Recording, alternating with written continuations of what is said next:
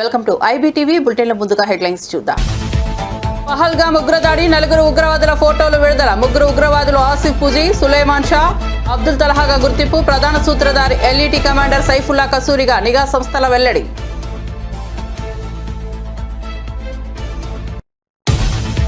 ఒంగోలులో టీడీపీ నేత వీరయ్య చౌదరి హత్య. అమ్మనప్రోలు గ్రామానికి వచ్చిన చంద్రబాబు, వీరయ్య చౌదరి భౌతిక కాయానికి నివాళులు అర్పించిన చంద్రబాబు. వీరయ్య చౌదరి కుటుంబ సభ్యులకు పరామర్శ.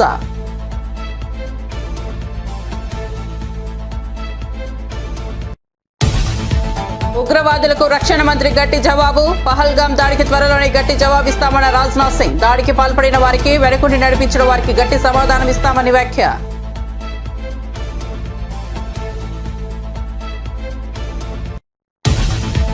ఏప్రిల్ 27న ఎలకతుర్తిలో బీఆర్ఎస్ రథోత్సవ సభాస్థలిని పరిశీలించిన కేటీఆర్ భారీ ఏర్పాట్లు చేస్తున్నట్లు వెల్లడి. ప్రభుత్వ విద్యుత్పై నమ్మకం లేదని 200 జనరేటర్లు ఏర్పాటు చేస్తున్నామన్న కేటీఆర్. సభలో కాంగ్రెస్, బీజేపీలపై కేసీఆర్ ప్రసంగిస్తారని వెల్లడి. పహల్గామ్ ఉగ్రదాడిపై తీవ్రంగా స్పందించిన ఎమ్మెల్యే రాజాసింగ్. ఉగ్ర చర్యను తీవ్రంగా ఖండించిన రాజాసింగ్, మృతులకు నివాళి, క్షతగాత్రులు కోలుకోవాలని ఆకాంక్ష. ఉగ్రవాదులను మోదీ, అమిత్ షా వదలరని వ్యాఖ్య.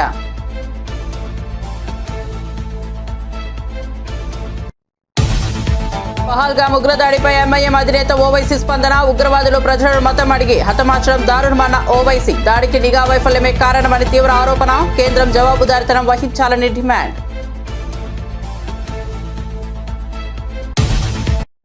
ఇక వార్త వివరాల్లోకి వెళ్తే, జమ్మూ కాశ్మీర్లోని పహల్గామ్లో జరిగిన దారుణ ఉగ్రదాడిపై కీలక సమాచారం వెలుగులోకి వచ్చింది. మంగళవారం జరిగిన కాల్పుల్లో 26 మంది పర్యాటకులు మరణించగా అనేక మంది గాయపడ్డారు. ఈ దాడికి సంబంధించి భద్రతా సంస్థలు 3 అనుమానిత ఉగ్రవాదులను గుర్తించాయి. ఆసిఫ్ ఫుజీ, సులేమాన్ షా, అబ్దుల్ తలహా అనే ఈ 3 వ్యక్తుల స్కెచ్లను అధికారికంగా విడుదలయ్యాయి. లష్కరే తోయిబా అనుబంధ సంస్థ ది రెసిస్టెన్స్ ఫ్రంట్ కు చెందిన వారేనని నిఘా వర్గాలు నిర్ధారించాయి. దాడి సమయంలో ఉగ్రవాదులు కుర్తా పైజామాలో దట్టమైన ఫైర్ అడవిలోంచి బయటకు వచ్చి AK-47లతో విచక్షణ లేని కాల్పులు జరిపినట్లు వెల్లడైంది. పాకిస్తాన్ కు చెందిన commander Saifullah kasuri alias Khalid ఈ దాడికి మూల సూత్రధారిగా గుర్తించబడ్డారు. వీరయ్య చౌదరి హత్యను పోలీసులు తీవ్రంగా తీసుకున్నారు. ఈ దారుణ ఘటనను జీర్ణించుకోలేకపోతున్నామని తెలిపారు. నిందితులను పట్టుకునేందుకు ఇప్పటికే 12 ప్రత్యేక బృందాలు రంగంలోకి దిగి గాలింపు చర్యలు చేపట్టినట్లు చంద్రబాబు వెల్లడించారు. ఈ ఘటనపై న్యాయం జరిగే వరకు పోలీసుల చర్యలు ఆగవని స్పష్టం చేశారు. బాధ్యులను ఖచ్చితంగా పట్టుకుని వారిపై కఠిన చర్యలు తీసుకుంటామని హామీ ఇచ్చారు. వీరయ్య చౌదరి గారి యొక్క హత్య జీర్ణించుకోలేకపోతున్నాం. నిన్న నేను ఢిల్లీలో ఉన్నప్పుడు ఈ వార్త నాకు తెలిసింది. వెంటనే ఎస్పీతో మాట్లాడాను. నిన్నటి నుంచి దీనిపైన అన్ని విధాలుగా అన్వేషిస్తున్నాం, ఇన్వెస్టిగేషన్ చేస్తున్నాం. 12 టీములు వేశాం. జరిగిన విధానం కూడా చూస్తే చాలా కరుడు కట్టినటువంటి నేరస్తులు కూడా చేయని విధంగా ఈ హత్య చేసే పరిస్థితికి వచ్చారు. 53 చోట్ల కత్తిపోట్లు ఉన్నాయి. అంటే ఇది చూసిన తర్వాత ఈ రాష్ట్రంలో ఇలాంటి ఘోరమైన వ్యక్తులు కూడా ఉన్నారా అనిపిస్తుంది. ఏదేమైనా 12 టీంలు పనిచేస్తున్నాయి. వీరయ్య చౌదరి గారు మంచి నాయకుడు, సమర్థవంతమైన వ్యక్తి. ఏదైతే యువగలం అప్పుడైతే 100 రోజులు లోకేష్ గారితో కూడా తిరిగారు. అదే సమయంలో అమరావతి రైతులు పాదయాత్రలో వచ్చేప్పుడు వాళ్ళకి అండగా నిలబడ్డాడు. అంతేకాకుండా పార్టీకి ఒక మంచి నాయకుడిగా, సమర్థవంతమైన వ్యక్తిగా ఇక్కడ పనిచేశాడు. ఈ మండలంలోనే ఒక 10,000 ఓట్ల మెజార్టీ సాధించే పరిస్థితిలో ఉన్నాడంటే ఎంత మంచి నాయకుడు మనం అర్థం చేసుకోవాలి. ఆయన ఎన్నికలప్పుడు నేను ఇక్కడ చూడడమే కాకుండా చీరాల కూడా చూసుకోమంటే ఇక్కడ చీరాల 2 సమర్థవంతంగా చేసి 2 గెలిపించే పరిస్థితికి వచ్చారు. అలాంటి మంచి నాయకుడిని రోజు కోల్పోవడం చాలా బాధేస్తుంది. అదే సమయంలో తెలుగుదేశం ప్రభుత్వంలో ఇలాంటి ఘోరాలు జరగడం చాలా జీర్ణించుకోలేకపోతున్నా. నేను ఒకటే హెచ్చరిస్తున్నా. ఇప్పటికే 12 టీంలు వేసాం. సీసీటీవీ కెమెరాల్లో ఉండే క్లూస్ కూడా తీసుకుంటున్నాం. కానీ చాలా మందికి ఒకటే విజ్ఞప్తి చేస్తున్నా, మీకేదైనా కానీ క్లూస్ దొరికితే ప్రజాహితం కోసం మీరు కూడా చెప్పండి. ఈ రోజు కాకపోయినా రేపైనా సరే ఎవరైతే ఇలాంటి తప్పుడు పనులు చేశారో వాళ్ళని పట్టుకోవడం 100% చేస్తాం. అది చేసే వరకు వదిలిపెట్టనని చెప్పి ఈ రోజు ఇక్కడ మీ అందరికీ తెలియజేస్తున్నా. కానీ ఒకటే హెచ్చరిక చేస్తున్నా, ఇలాంటి హత్యా రాజకీయాలు చేసే వ్యక్తులకు గాని, హత్యలు చేసే వ్యక్తులకు గాని ఒకటే హెచ్చరిక, ఇలాంటి తప్పుడు పనులు చేసిన మీరు కూడా చివరకు కాలగర్భంలో గడిచిపోతారు, గుర్తు పెట్టుకోమని హెచ్చరిస్తున్నా. బీఆర్ఎస్ పార్టీ చరిత్రలో ఎన్నడూ లేని విధంగా రజతోత్సవ సభ బహిరంగంగా అట్టహాసంగా జరగబోతోందని బీఆర్ఎస్ వర్కింగ్ ప్రెసిడెంట్ కేటీఆర్ తెలిపారు. వరంగల్ జిల్లా ఎల్కతుర్తిలో సభ ఏర్పాట్లను ప్రత్యక్షంగా పరిశీలించిన అనంతరం ఆయన మీడియాతో మాట్లాడారు. ఈ సభ బీఆర్ఎస్ ఆత్మవిశ్వాసాన్ని, తెలంగాణ ప్రజలపై ఉన్న బంధాన్ని ప్రతిబింబించనుందని పేర్కొన్నారు. లక్షలాదిగా కార్యకర్తలు, ప్రజలు ఈ సభకు హాజరు కానున్నారని, పార్టీ గత 25 ఏళ్ల ప్రయాణం, ఉద్యమ లక్ష్యాలు, భవిష్యత్ పోరాట రణనీతులపై స్పష్టత ఇచ్చే సభగా ఇది నిలుస్తుందని కేటీఆర్ స్పష్టం చేశారు. చరిత్రలో, ప్రస్తుత బీఆర్ఎస్ చరిత్రలో ఇది ఒక అతి పెద్ద బహిరంగ సభ కాబోతా ఉన్నది. మీరందరూ కూడా చూస్తారు. ఇవాళ సభ జరగబోతున్న సభ ఎల్కతుర్తిలో ఏదో ఆషామాషి సభ కాదు. వరంగల్, ఉమ్మడి వరంగల్ జిల్లా మొదటి నుంచి ఉద్యమంలో గులాబీ జెండాకు అండగా ఉన్న జిల్లా. ఏ కష్టం వచ్చినా, ఏ ఇబ్బంది వచ్చినా కేసీఆర్ గారు తిరిగి చూసింది వరంగల్ వైపే. ఇక్కడ జయప్రదంగా, అద్భుతంగా మహాసభలు ఎన్నో నిర్వహించుకున్నాం. అదే పద్ధతుల్లో ఇవాళ 24 ఏళ్లు నిండి 25వ సంవత్సరంలో అడుగు పెడుతున్న ఈ రజతోత్సవ వేడుకకు వరంగలే వేదిక కావడం మనందరికీ గర్వకారణం. ముఖ్యంగా ఉమ్మడి వరంగల్ జిల్లా కార్యకర్తలు, నాయకులు, వారందరి విజ్ఞప్తి మేరకు, వారందరి కోరిక మేరకు పెద్దలు కేసీఆర్ గారు మరి మళ్ళీ ఒక్కసారి వరంగల్నే వేదికగా ఎంచుకున్నారు. ఇప్పుడు ఇక్కడికి వచ్చే ముందు మొత్తం ఈ 1250 ఎకరాల పైచిలుకు పార్కింగ్ మరియు సభా ప్రాంగణం ఏదైతే ఉందో దాని ఏర్పాట్లు వాహనంలో తిరుగుతూ కొంత, అదేవిధంగా పైన డయాస్ పైనుంచి కొంత పరిశీలించడం జరిగింది. దాదాపు ఎక్కడి నుంచి, రాష్ట్రంలోని ఏ మూల నుంచి వచ్చే ఏ సోదరుడికైనా, ఏ సోదరికైనా ఎలాంటి ఇబ్బంది లేకుండా దాదాపు 1000 ఎకరాల్లో పార్కింగ్ సౌకర్యం కూడా ఏర్పాటు చేసుకున్నాం. అంటే 30,000, 40,000 వాహనాలు వచ్చినా ఏ ఇబ్బంది లేకుండా చిన్న వాహనాలు, పెద్ద వాహనాలు, బస్సులు, అదేవిధంగా ఆటోలు, జీబులు, తుఫాన్లు, కార్లు, ఎన్ని వాహనాలు వచ్చినా, దాదాపు 30-40 వేల వాహనాలు వచ్చినా ఎక్కడో దూరంకి వెళ్ళి నడిచొచ్చే అవసరం లేకుండా పక్కనే చాలా చక్కటి ఏర్పాట్లు చేసిన మా ఉమ్మడి వరంగల్ జిల్లా నాయకత్వానికి హృదయపూర్వకంగా నేను ధన్యవాదాలు చెప్తా ఉన్నా. వచ్చిన ప్రజలందరికీ కూడా సౌకర్యంగా ఉండేదానికి. ఎందుకంటే ఎండాకాలం ఇబ్బంది, అందరికీ కూడా ఇబ్బందే. కానీ పార్టీ ఆవిర్భావ దినోత్సవం, అందులో 25వ సంవత్సరం రజతోత్సవం కాబట్టి బ్రహ్మాండమైన ఏర్పాట్లు. ఒక 10 లక్షల వాటర్ బాటిళ్లు మరి పూర్తి స్థాయిలో అందుబాటులో పెడుతున్నాం. అవసరమైతే ఇంకా పెంచుకోవడానికి కూడా ఏర్పాట్లు చేసుకున్నాం. అట్లాగే 10 లక్షల చల్ల ప్యాకెట్లు, మజ్జిగ ప్యాకెట్లు కూడా ఏర్పాటు చేసుకున్నాం. దాన్ని కూడా మొత్తం ప్రాంగణంలో ఎక్కడి వాళ్ళకి అక్కడే, వారు కూర్చునే ప్రాంతంలో, వాళ్ళు నిల్చునే ప్రాంతంలోనే పెద్ద ఎత్తున ఏర్పాట్లు చేసుకుంటా ఉన్నాం. అట్లాగే మరి వచ్చిన వాళ్ళకి ఎవరికైనా ఎండ దెబ్బ కానీ ఇంకోటి కానీ ఏదైనా సమస్య వస్తే కూడా దాదాపు 100 పైచిలకు వైద్య బృందాలు కూడా ఇక్కడే అందుబాటులో ఉండి సేవలు అందించబోతా ఉన్నారు. వారికి కూడా ప్రత్యేకమైన శిబిరాలు ఏర్పాటు చేసుకుంటా ఉన్నాం. ఏమన్నా ఎమర్జెన్సీ ఉంటే దానికోసం కూడా ఆలోచన చేసి దాదాపు ఒక 15 నుంచి 20 అంబులెన్సులు కూడా దగ్గరలో పెట్టుకున్నాం. వాటిని కూడా ఏమన్నా ఇబ్బంది ఉంటే వెంటనే మనం వైద్య సహాయం అందించడానికి వాటిని కూడా ఏర్పాటు చేసుకున్నాం. అట్లాగే సుదూర ప్రాంతం నుంచి ఆడబిడ్డలు వస్తున్నారు, అన్నదమ్ములు వస్తున్నారు, గులాబీ దండు కదులుతున్నది కాబట్టి వారందరి సౌకర్యం కోసం వచ్చిన వాళ్ళకి, ఎందుకంటే ఎండాకాలం మరి ఇబ్బంది కూడా ఉంటది కాబట్టి మరి చుట్టుపక్కల అన్ని ప్రాంతాల్లో కూడా చాలా పెద్ద ఎత్తున తాత్కాలిక టాయిలెట్ల నిర్మాణం కూడా కొనసాగుతున్నది. అవి కూడా పూర్తవుతాయి. అంటే అన్ని రకాలుగా వచ్చిన వాళ్ళకి పార్కింగ్ నుంచి సభ చేరుకోవడానికి ఈజీగా వచ్చిపోయేదానికి ఎక్కువ దూరం నడిచే అవసరం లేకుండా, అట్లాగే వచ్చిన తర్వాత నీళ్లు కానీ, మజ్జిగ కానీ, ఏమైనా ఇతరత్రా చిన్న అసౌకర్యం ఉంటే. జమ్మూ కాశ్మీర్లోని పహల్గామ్లో ఉగ్రదాడిని కేంద్ర మంత్రి కిషన్ రెడ్డి ఖండించారు. పాకిస్తాన్ అసమర్థ నాయకత్వానికి ఈ ఘటన పరాకాష్ఠాన్ని ధ్వజమెత్తారు.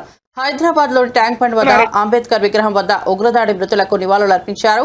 నల్ల దుస్తులు ధరించి జాతీయ జెండాలతో నిరసన వ్యక్తం చేశారు. భారత్ను దెబ్బతీయాలని పాక్ చూస్తే మూల్యం చెల్లించుకున్నట్లేనని హెచ్చరించారు. బాధిత కుటుంబాలను ఆదుకుంటామన్న కిషన్ రెడ్డి దోషులను విడిచిపెట్టే ప్రసక్తే లేదన్నారు. మరి ఒక వర్గం వారిని మతం పేరుతో విభజించి వాళ్ళని విడదీసి మరి ఒక వర్గం వారిపైనే ఉగ్రవాదులు దాడి చేయడం ఏదైతున్నదో ఇది పూర్తిగా ఈరోజు ప్రపంచమంతా ఖండిస్తూ ఉంది. సభ్య సమాజం అంతా కూడా ఈరోజు ఖండిస్తూ ఉన్నది. పాకిస్తాన్ గత అనేక రోజులుగా తమ దేశంలో జరుగుతున్నటువంటి అంతర్గత వ్యవహారాలను సరిదిద్దుకునేటువంటి అసమర్థమైనటువంటి నాయకత్వము, మరి ఈరోజు భారతదేశంలో 370 ఆర్టికల్ తొలగించిన తర్వాత జమ్మూ కాశ్మీర్లో ఎన్నో రకాల అభివృద్ధి జరుగుతూ ఉంది. 30 సంవత్సరాల తర్వాత ఈరోజు పర్యాటకులు కూడా వెళ్ళే విధంగా అక్కడ మంచి వాతావరణం ఏర్పడింది. ఉద్యోగ అవకాశాలు మెరుగుపడతా ఉన్నాయి. అన్ని రకాలుగా జనజీవనం సంతోషంగా ఉన్నటువంటి ఈ నేపథ్యంలో మళ్ళీ ఈరోజు పాకిస్తాన్ జమ్మూ కాశ్మీర్లో నిప్పులు పోసే విధంగా అమాయకులైనటువంటి పర్యాటకులను ఈరోజు విచక్షణారహితంగా కాల్చి చంపడం ఏదైతున్నదో ఈరోజు మేము పూర్తిగా ఖండిస్తూ ఉన్నాము. ఈ రకమైనటువంటి ఉగ్రవాద చర్యల ద్వారా పాకిస్తాన్ భారతదేశాన్ని భయపెట్టాలనుకుంటే, పాకిస్తాన్ భారతదేశాన్ని దెబ్బతీయాలనుకుంటే అది వాళ్ళ పొరపాటు. ఇప్పటికే పాకిస్తాన్ గత కొన్ని సంవత్సరాలుగా ప్రపంచ దేశాల ముందు చిప్ప పట్టుకొని భిక్షమెత్తుకునే పరిస్థితి వచ్చినప్పుడు కూడా సిగ్గు లేకుండా ఈరోజు భారతదేశం మీద దాడి చేయడము, భారతదేశ పర్యాటకులను హతమార్చడం ఏదైతున్నదో చాలా సిగ్గుమాలినటువంటి చర్య. దీనిని పూర్తిగా ఖండిస్తూ ఉన్నాము. ఖచ్చితంగా బాధిత కుటుంబాలకు ఆదుకుంటాము. ఎవరైతే దోషులుగా ఉన్నారో, ఎవరైతే టెర్రరిస్టులు అమాయకులైనటువంటి భారత పర్యాటకుల మీద దాడి చేశారో వాళ్ళని ఎట్టి పరిస్థితుల్లో వదిలే సమస్య లేదు. ఖచ్చితంగా వాళ్ళపైన చర్య తీసుకునే విధంగా భారత ప్రభుత్వం నిర్ణయం తీసుకుంటుందని ఈ సందర్భంగా మనవి చేస్తా ఉన్నాను. కాకినాడ జిల్లా బెండపూడి వద్ద జరుగుతున్న పోలవరం లెఫ్ట్ కెనాల్ నిర్మాణ పనులను మంత్రి నిమ్మల రామానాయుడు పరిశీలించారు. ముఖ్యంగా ఎన్హెచ్ క్రాసింగ్ వద్ద పనుల పురోగతిని అడిగి తెలుసుకున్నారు. అయితే పనులు నత్తనడకన కొనసాగుతున్నాయని గుర్తించిన మంత్రి తీవ్ర అసంతృప్తి వ్యక్తం చేశారు. వంతెన నిర్మాణ పనులు ఇప్పటికీ పూర్తి కాకపోవడంపై ఆగ్రహం వ్యక్తం చేసిన మంత్రి సంబంధిత అధికారులను వెంటనే చర్యలు తీసుకోవాలని ఆదేశించారు. ప్రజల కష్టాలను తొలగించాలంటే పనులను వేగవంతంగా పూర్తి చేయాల్సిన అవసరం ఉందని ఆయన స్పష్టం చేశారు.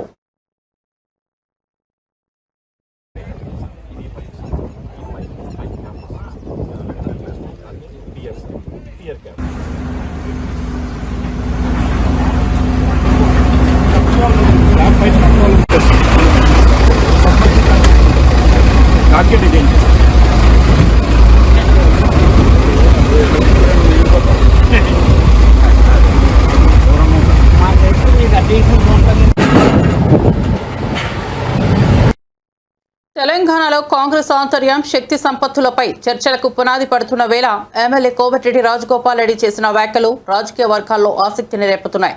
ఇటీవల జాతీయ నాయకురాలు ఏఐసీసీ ఇన్ఛార్జ్ మీనాక్షి నటరాజన్కు మర్యాదపూర్వకంగా కలిసినట్లు రాజగోపాల్ స్పష్టం చేశారు. మీనాక్షి నటరాజన్తో గతంలో కలిసి పనిచేసిన అనుభవం ఉందన్నారు. పార్టీ బలోపేతం కోసం అవసరమైన సూచనలు, సలహాలు ఇచ్చారని ఆయన చెప్పారు.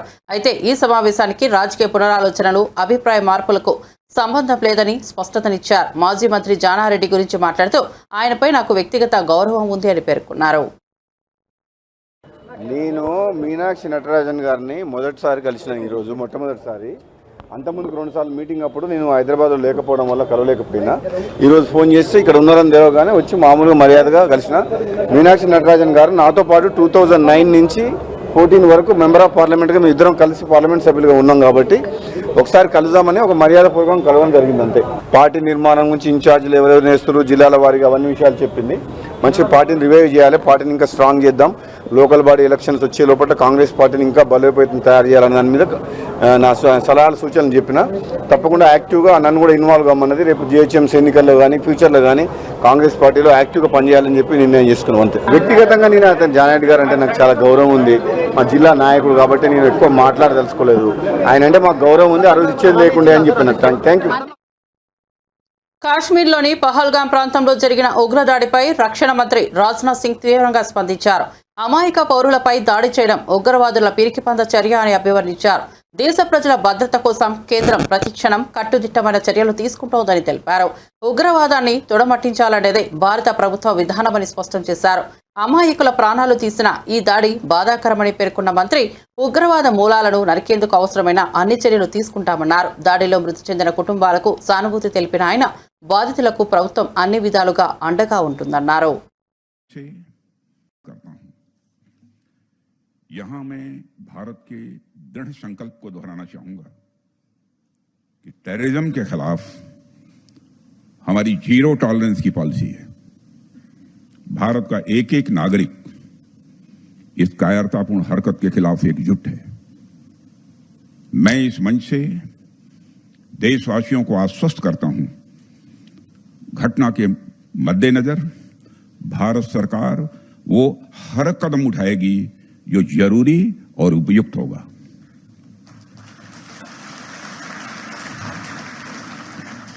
और हम सिर्फ उन लोगों तक नहीं पहुंचेंगे जिन्होंने इस घटना को अंजाम दिया है, हम उन तक भी पहुंचेंगे जिन्होंने पर्दे के पीछे बैठकर हिंदुस्तान की सरजमी पर ऐसी नापाक हरकतों की साजिशें रची हैं। भारत एक इतनी पुरानी सभ्यता और इतना बड़ा देश है जिसको ऐसे किसी भी आतंकी गतिविधियों से किसी भी सूरत में डराया नहीं जा सकता। ऐसी हरकतों का जिम्मेदार और इसके जिम्मेदार लोगों को आने वाले कुछ ही समय में जोरदार तरीके से नजर आएगा। मैं देशवासियों को आश्वस्त करना चाहता हूं। జమ్మూ కాశ్మీర్లోని పహల్గాంలో పర్యాటకులపై జరిగిన భయానక ఉగ్రవాద దాడి ఘటనపై ఎంఐఎం అధినేత హైదరాబాద్ ఎంపీ అసదుద్దీన్ ఓవైసీ తీవ్రంగా స్పందించారు. ఈ దాడి పూర్తిగా నిఘా వైఫల్యం వల్లే జరిగిందని ఆయన ఆరోపించారు. హైదరాబాద్లో మీడియాతో మాట్లాడిన ఓవైసీ ఈ దుశ్చర్యకు నరేంద్ర మోదీ ప్రభుత్వం బాధ్యత వహించాలని డిమాండ్ చేశారు. పహల్గాం ఘటనకు ఒక ఊచకోతగా అభివర్ణించిన ఓవైసీ ఉగ్రవాదులు మతం అడిగి అమాయక ప్రజలను అత్యంత కిరాతకంగా హతమార్చారని అన్నారు. పహల్గాంలో మతం అడిగిన తర్వాత ఉగ్రవాదులు అమాయక ప్రజలను విచక్షణారహితంగా చంపారు. దీనిని మేము తీవ్రంగా ఖండిస్తున్నామన్నారు. ఈ ఘటనకు నిఘా వైఫల్యమే కారణమని ఆయన స్పష్టం చేశారు. ఇది గతంలోని ఉరి పుల్వామా సంఘటనల కన్నా ప్రమాదకరమైనదని తీవ్ర విచారకరమైన ఆయన ఆవేదన వ్యక్తం చేశారు. आप लोग जानते हैं कि कल पहलगाम में वहाँ मीडोज में दहशतगर्दों ने टेररिस्ट ने उस माउंटेनियस एरिया में वहाँ पर इंडिस्क्रिमिनेट तरीके से और मजहब पूछकर उन्होंने मासूम लोगों को वहाँ पर उनका कत्ल किया है। हम इसकी सख्त से सख्त अल्फाज में इसकी मजम्मत करते हैं, कंडेम करते हैं और हम उम्मीद करते हैं कि हुकूमत इन दहशतगर्दों को एक सबक सिखाएगी और साथ ही साथ हम जो लोग वहां पर जिनको कत्ल किया गया, इन टेररिस्ट ने इनको मारा है, हम उन तमाम फैमिलीज के साथ खड़े हैं और हम जो जख्मी हैं हम दुआ करते हैं कि वो जल्द से जल्द सेहतियाब हो। दूसरी अहम बात यह है कि ये एक इंटेलिजेंस फेलियर भी है और हुकूमत को, नरेंद्र मोदी हुकूमत को देखना है कि उनकी डिटरेंस पॉलिसी कितनी कामयाब हो रही नहीं हो रही है। चौथी बात यह है कि उरी हुआ, पुलवामा हुआ, ये उरी और पुलवामा से ज्यादा कंडेमनेबल इंसिडेंट है ये, क्योंकि जो सिविलियन लोग हैं वहां पर जाकर ये टेररिस्ट जो हमारे पड़ोसी मुल्क से जरूर आए हैं और वहां से आकर यहां पर हमारी सरजमीन पर मासूम लोगों को उनकी जान लेते हैं और बड़ा दर्दनाक वाकया है ये, बल्कि ये मैसेकर है और हम नरेंद्र मोदी हुकूमत से इस बात का डिमांड करते हैं कि वो अकाउंटेबिलिटी किसकी है फिक्स करें, डिटरेंस पॉलिसी को अपने देखें और उरी और पुलवामा से बड़ा इंसिडेंट है और उम्मीद करते हैं कि हुकूमत इन तमाम जालिमों को सबक सिखाएगी और इनको जो लोग मरे हैं उनसे इंसाफ होगा और एमआईएम पार्टी उन तमाम खानदान और परिवार के साथ खड़ी हुई है जिनकी जानें गई हैं और जो जख्मी है हम ये मुतालबा करते हैं, डिमांड करते हैं कि जल्द से जल्द उनको जो भी वहां पर तिबी इमदाद या मेडिकल फैसिलिटी जरूरत है उनको पहुंचाई जाए। और ये कंडेमनेबल इंसिडेंट है। इसमें कश्मीर में टूरिज्म इंडस्ट्री को बहुत बड़ा इससे नुकसान पहुंचाने की कोशिश की जा रही है और ये टेररिस्ट जो आए हैं पड़ोसी मुल्क से, इनका एक ही मकसद है। విశాఖలో 3,000 కోట్ల విలువైన భూములను 99 పైసలకే డొల్ల కంపెనీ ఉర్సా క్లస్టర్స్ కు కేటాయించడం వెనుక మంత్రి నారా లోకేష్, ఆయన బినామీల సూత్రధారులని వైఎస్ఆర్సీపీ జాయింట్ సెక్రటరీ కారుమూరి వెంకటరెడ్డి మండిపడ్డారు. తాడేపల్లిలోని పార్టీ కేంద్ర కార్యాలయంలో మీడియాతో మాట్లాడుతూ మంత్రి నారా లోకేష్ తన సన్నిహితుడు కిలారు రాజేష్ ద్వారా పెద్ద సంఖ్యలో డొల్ల కంపెనీలను సృష్టించి వాటికి ప్రభుత్వం ద్వారా కారు చౌక విలువైన భూములను కట్టబెడుతున్నారని ఆగ్రహం వ్యక్తం చేశారు. సంపద సృష్టిస్తానని చెబుతున్న చంద్రబాబు ప్రజల సంపదను దోచుకుంటున్నారని ధ్వజమెత్తారు. ఈ తేలుగుట్టిన దొంగల్లాగా ఆంధ్రప్రదేశ్ రాష్ట్ర ప్రభుత్వంలో ఉన్నటువంటి మంత్రులు, ఎందుకంటే ఇది మంత్రిమండలి తీసుకొని మంత్రిమండలే ఇది కేటాయించిన భూముల్ని, కానీ ఒక్క మంత్రి కూడా వచ్చి దాని మీద ఇప్పటి వరకు ప్రెస్ మీట్ పెట్టాల, దాని మీద వివరణ ఇవ్వాల. 164 మంది ఉన్నారు ఎమ్మెల్యేలు, ఒక్కళ్ళు కూడా దాని మీద ఎస్ ఈ కంపెనీ అనేది ఈ కంపెనీకి మేము భూముల్ని కేటాయించాం, ఈ కంపెనీకి సంబంధించినటువంటి చరిత్ర ఇదని చెప్పి ఎక్కడ ఇప్పటి వరకు కూడా స్పందన లేదు. ఎందుకంటే వీళ్ళు ఆల్రెడీ డొల్ల కంపెనీ కాబట్టి. ఎవడైనా 2 నెలల క్రితం రిజిస్టర్ అయినటువంటి కంపెనీ కేవలం 9,10,000 రూపాయలతో ఏదైతే ఒక కంపెనీని స్టార్ట్ చేస్తే, అది కూడా ఒక ఎంప్లాయీ లేడు దాంట్లో, ఇద్దరు ఎవరైతే డైరెక్టర్లు ఉన్నారో వాళ్ళిద్దరే డైరెక్టర్లు, వాళ్ళిద్దరే ఎంప్లాయీలు, అక్కడ దానికి ఒక టర్న్ ఓవర్ లేదు, ఏం లేనటువంటి కంపెనీ హైదరాబాద్లో ఒక రెసిడెన్షియల్ ఫ్లాట్లో, ఆ రెసిడెన్షియల్ ఫ్లాట్లో అడ్రస్తో రిజిస్టర్ అయినటువంటి కంపెనీకి దాదాపుగా ఎకరం 50 కోట్ల రూపాయల విలువ చేసేటటువంటి భూములు, అంటే 60 ఎకరాల భూములు, అంటే దాదాపుగా 3,000 కోట్ల రూపాయల విలువైనటువంటి భూముల్ని కేవలం 99 పైసలకే కట్టబెట్టారు అనేది ఈరోజు క్లియర్గా కనపడతా ఉంది. అంటే మొత్తం అమ్మేశారు 99 పైసలకి, అంటే ఉచితంగా ఇచ్చినట్టు. ఇంకా 99 పైసలు ఒక పేరుకి 60 అంటే 3,000 కోట్ల రూపాయల విలువైనటువంటి భూముల్ని ఏదైతే ఫ్రీగా వాళ్ళకి సంబంధించినటువంటి మనుషులకి దోచిపెట్టినటువంటి కార్యక్రమం. ఎవరు ఈ కంపెనీలను ఆరాధిస్తే నారా లోకేష్కి సన్నిహితుడు, ఈరోజు ఆంధ్రప్రదేశ్ రాష్ట్రంలో ఏదైతే రాజ్యాంగేతర శక్తిగా పనిచేస్తున్నటువంటి కిలారు రాజేష్, నారా లోకేష్ ఫ్రెండ్, సో నారా లోకేష్కి బినామీ కూడా కిలారు రాజేష్ కొన్ని వందల కంపెనీలు ఇలానే నెల 2 నెలలు 3 నెలల క్రితంలో ఏదైతే కొన్ని వందల కంపెనీలు రిజిస్టర్ చేసి ఆంధ్రప్రదేశ్ రాష్ట్రంలో ఉన్నటువంటి భూముల్ని కొట్టేయడానికి వేసినటువంటి కుట్రలో భాగం ఇది. ఆర్గనైజ్డ్ స్కామ్ ఇది. ఆంధ్రప్రదేశ్ రాష్ట్రంలో ఆంధ్రప్రదేశ్ రాష్ట్ర ప్రభుత్వమే ఒక స్కామ్ వాళ్ళ మనుషుల చేత ముందు వాళ్ళ మనుషులను పెట్టి వెనకాల వీళ్ళుండి భూములను కొట్టేసేటటువంటి ఒక పెద్ద స్కామ్కి ఈరోజు ఆంధ్రప్రదేశ్ రాష్ట్ర ప్రభుత్వమే తెరలేపింది. మీరు ఇక్కడ చూసుకుంటే పేరుకేమో పైకి TCSని చూపించారు. ఎందుకంటే TCS అంటే ఎవరు కూడా క్వశ్చన్ చేయం కదా. TCS అనేది ఒక మంచి కంపెనీ. డెఫినెట్లీ TCS అనేది జగన్మోహన్ రెడ్డి గారి ప్రభుత్వమే 2020లోనే TCSతో సంప్రదింపులు జరిపింది. తర్వాత 2 ఏళ్ళు కోవిడ్ వచ్చింది. కోవిడ్ తర్వాత 2022లో ఏదైతే ఇదే తాడేపల్లి ఇక్కడికే వచ్చి ఏదైతే TCSకు సంబంధించినటువంటి చంద్రశేఖర్ గారు వచ్చి జగన్మోహన్ రెడ్డి గారి ప్రభుత్వంతో సంప్రదింపులు జరిపిల్లారు. దానికి సంబంధించినటువంటి గ్రౌండ్ అంతా ప్రిపేర్ అయ్యింది. సో తర్వాత మేము అధికారంలో నుంచి దిగిపోయాం. సో ఇప్పుడు వాళ్ళు TCSకి ల్యాండ్ కేటాయించారు అనేది నిన్న అఫీషియల్గా ఒక జీవోని రాష్ట్ర ప్రభుత్వం రిలీజ్ చేసింది. ఎంత దారుణం ఇది కూడా. ఎందుకంటే ఇప్పుడు ఇది గవర్నమెంట్ అఫీషియల్ జీవో 21/4/2025 గవర్నమెంట్ అఫీషియల్గా. జమ్మూ కాశ్మీర్లో జరిగిన ఉగ్రదాడిపై తెలంగాణ మంత్రి పొన్నం ప్రభాకర్ తీవ్ర స్పందన తెలిపారు. దేశం అంతర్గత భద్రతను దెబ్బతీసే ఈ ఘోర ఘటన బాధాకరమని అన్నారు. ఇటువంటి ఘటనలపై ప్రభుత్వం రాజకీయాలకు అతీతంగా కఠినంగా వ్యవహరించాల్సిన అవసరం ఉందని పేర్కొన్నారు. దేశ భద్రత విషయంలో అన్ని రాజకీయ పార్టీలు ఏకాభిప్రాయంతో ముందుకు రావాలని సూచించారు. కేంద్ర ప్రభుత్వానికి ఈ అంశంలో కాంగ్రెస్ పార్టీ పూర్తిగా అండగా ఉంటుందని తెలిపారు. ఇలాంటి దాడులు పునరావృతం కాకుండా కేంద్రం తక్షణమే కఠిన చర్యలు తీసుకోవాలని విజ్ఞప్తి చేశారు. దేశంలోని అమాయకులపై ఉగ్రవాదులు మళ్లీ దాడికి దిగకుండా ముందస్తు భద్రతా చర్యలు తీసుకోవాలని అన్నారు.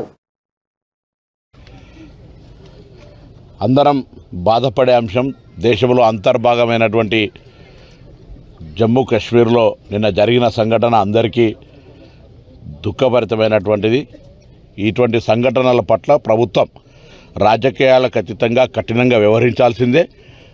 దేశంలో వివిధ అంశాల మీద భేదాభిప్రాయాలు ఉంటాయి కావచ్చు, కానీ దేశంలో అంతర్గత భద్రతకు సంబంధించి కానీ అంతర్జాతీయ సంబంధించిన అంశం వచ్చినప్పుడు అందరూ కూడా ముక్త కంఠంతో ఈ అంశం పట్ల ఏకాభిప్రాయంతో ఉంటాం. కేంద్ర ప్రభుత్వానికి ఈ అంశంలో పూర్తిగా అండగా ఉంటుంది కాంగ్రెస్ పార్టీ. ఎందుకంటే ఈరోజు ఇటువంటి సంఘటనలు పునరావృతం కాకుండా కఠినంగా వ్యవహరించాలని కేంద్ర ప్రభుత్వాన్ని కోరుతా ఉన్నాం. ఇక్కడ నుంచి ప్రాతినిధ్యం వహిస్తున్న మంత్రుల ద్వారా కూడా కోరుతా ఉన్నాం.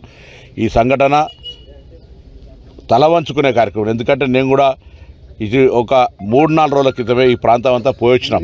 అక్కడ ఉండబడిన స్థానికులందరూ చెప్తా ఉన్నారు, టూరిస్టులు ఎవరు కూడా ఇబ్బంది లేకుండా రావచ్చు. ఎందుకంటే టూరిస్టులు వస్తేనే మా జీవన ఉపాధి అని వాళ్ళు చెప్పినారు. నేను ఒక 3 రోజుల కింద ఈ జరిగిన సంఘటన కంటే ముందు నేను పోయొచ్చినటువంటి ప్రాంతంలో చూస్తే అక్కడ అందరూ కూడా టూరిస్టులకు అక్కడ స్థానికులందరూ సహకరిస్తున్నారు. ఈ సంఘటన ద్వారా ఈ యొక్క దుశ్చర్య వల్ల అక్కడ నివసిస్తున్న స్థానిక ఆ వర్గానికి సంబంధించినటువంటి వాళ్ళ ఉపాధి అవకాశాలను దెబ్బతీసినట్టే.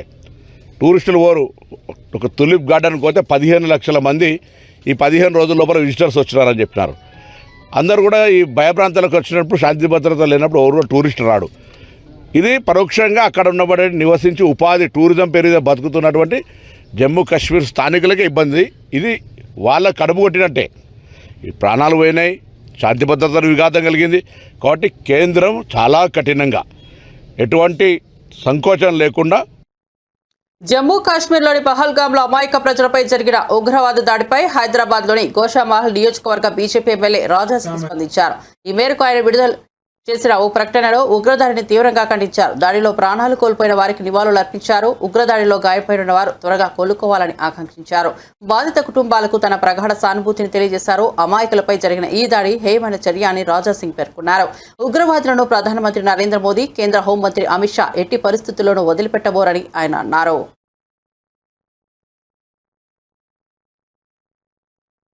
వైఎస్ఆర్సీపీ నేత మాజీ ఎంపీ మార్గాని భరత్ కూటమి ప్రభుత్వంపై తీవ్ర విమర్శలు చేశారు. రాష్ట్రంలో స్కీములు అమలు చేయకుండా స్కాములు చేస్తోంది కూటమి ప్రభుత్వం అని ఆరోపించారు.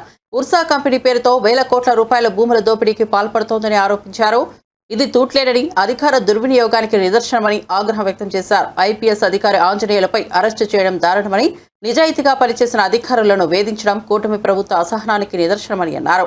చంద్రబాబు పేరు చెబితేనే అధికారులు అరెస్టులు చేస్తే వారు భవిష్యత్తులో తీవ్ర మూల్యం చెల్లించక తప్పదు అని హెచ్చరించారు. గ్లామరు ఏమైపోయిందని అడుగుతా ఉన్నా. ఈ రకంగా ఇండస్ట్రియలిస్ట్ని ఇబ్బందులు పెట్టే కార్యక్రమం చేస్తేనే ఈ రకమైన కార్యక్రమాలు జరుగుతాయి. ఇప్పుడు ఆ కేసుకు సంబంధించి హైకోర్టులో ఆల్రెడీ కొంతమందికి బెయిల్స్ ఇవ్వడం జరిగింది.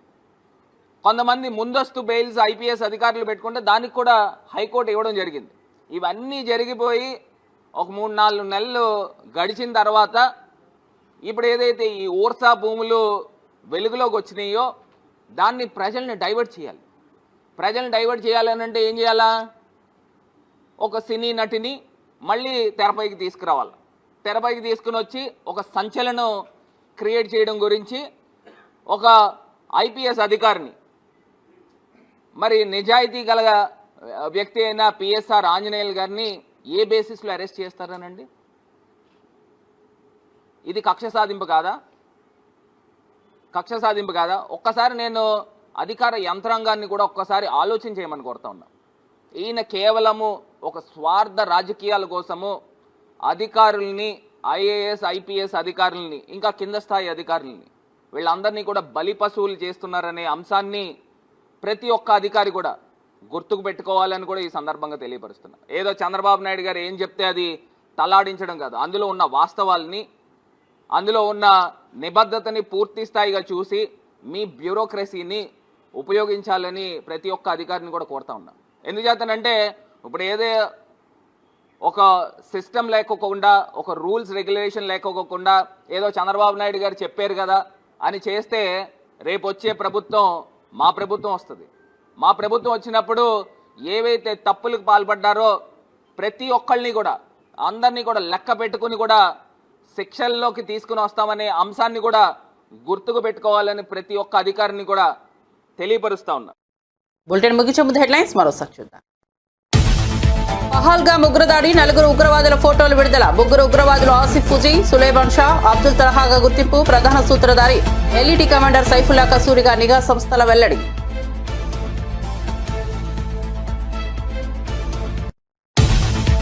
ఒంగోలులో టీడీపీ నేత వీరయ్య చౌదరి హత్య. అమనబ్రోలు గ్రామానికి వచ్చిన చంద్రబాబు, వీరయ్య చౌదరి భౌతిక కాయానికి నివాళులు అర్పించిన చంద్రబాబు. వీరయ్య చౌదరి కుటుంబ సభ్యులకు పరామర్శ.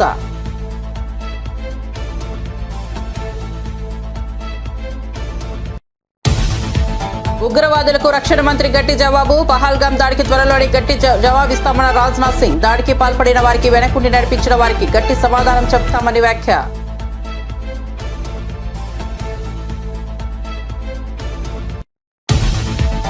ఏప్రిల్ 27న ఎలకతుర్తిలో బీఆర్ఎస్ రజతోత్సవ సభా స్థలాన్ని పరిశీలించి కేటీఆర్ భారీ ఏర్పాట్లు చేస్తున్నట్లు వెల్లడి. ప్రభుత్వ విద్యుత్పై నమ్మకం లేదని 200 జనరేటర్లు ఏర్పాటు చేస్తున్నామన్న కేటీఆర్. సభలో కాంగ్రెస్ బీజేపీలపై కేసీఆర్ ప్రసంగిస్తారని వెల్లడి. పహల్గామ్ ఉగ్రదాడిపై తీవ్రంగా స్పందించిన ఎమ్మెల్యే రాజాసింగ్. ఉగ్రచర్యను తీవ్రంగా ఖండించిన రాజాసింగ్ మృతులకు నివాళి, క్షతగాత్రులు కోలుకోవాలని ఆకాంక్ష. ఉగ్రవాదులను మోదీ, అమిత్ షా వదలరని వ్యాఖ్య.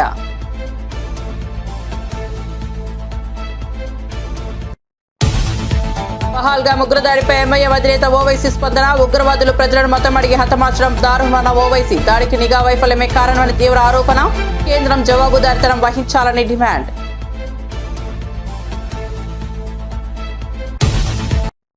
మరిన్ని అప్డేట్స్ కోసం చూస్తూనే ఉండండి IBTV.